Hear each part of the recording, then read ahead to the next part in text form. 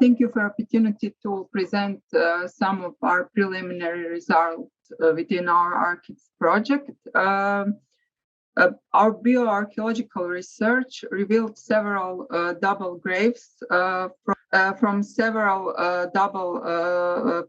late Bronze and early Iron Age cemeteries, containing mostly adult females with children of different ages. It's easy somehow to catch the children, but it's very difficult to follow the mothers in our archaeological context. So this archaeological context seems to lead to the hypothesis that the buried individuals were a mother and child, or a child with someone emotionally close. The age of adult females allowed the assumption that they were mothers of reproductive age, and cremation as a destructive mortuary practice, and all our graves are cremated, broke any clearly visible connections between the bodies and items, and prevented ancient DNA analysis. Here are a few examples of graves containing what were probably a mother and a child that both died during or after birth, mixed cremated bones, same pyre, same urn, and of course, age of the child.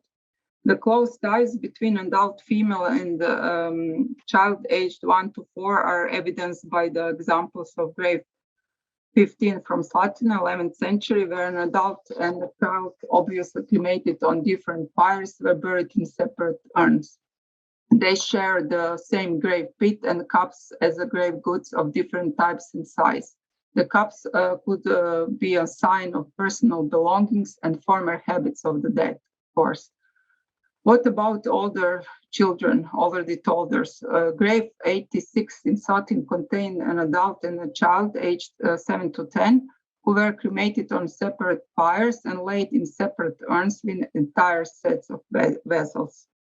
The circles of the ties can be literally seen in the shared pyre or shared urn. If the child was considered a community member and given separate urn, the ties can be seen in the same grave pit where they were buried at the same time. It is assumed that the same time of death is not only the connection.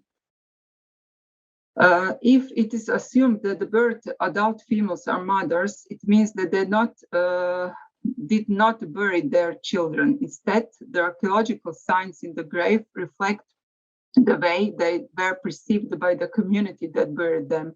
That the provide examples from the 13th to the 2nd century BC leads to the conclusion that the archaeological context, the manipulation of the dead bodies, and the grave goods indicate that the two individuals who shared the burial were perceived as a whole, as a persons who were close in life.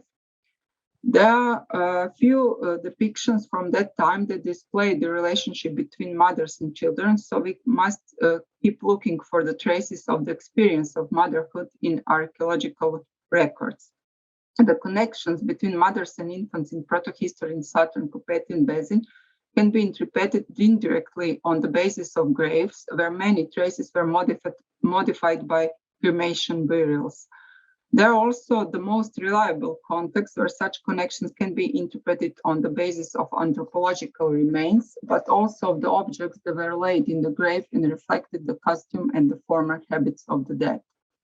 If we look for traces of the mother-child relationship in everyday life, we should also take into account the finds from the contemporary settlements, especially the context where objects directly related to the children were found, such as so-called cake or bread from Ilok, which could have been made from mud by a child playing with its mother or some other adult who then bake it in the oven, so that the trace has been preserved to this day. Another example is a whole set of small pots, probably used for play, which was found in the kiln in the house from 8th century BC in Pula. It is obvious that the interior of the vessels was shaped only by pressing with the thumb.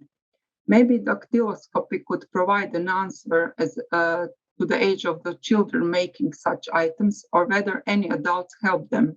It could be an opportunity for clear interpretation and documentation of everyday activities in which motherhood was very important when playing, learning skills, or acquiring nutrition habits. Traces of acquisition of nutrition habits could be checked on assemblages of vessels from the same household or sets found in double graves, which they could be associated with the persons who use them in life.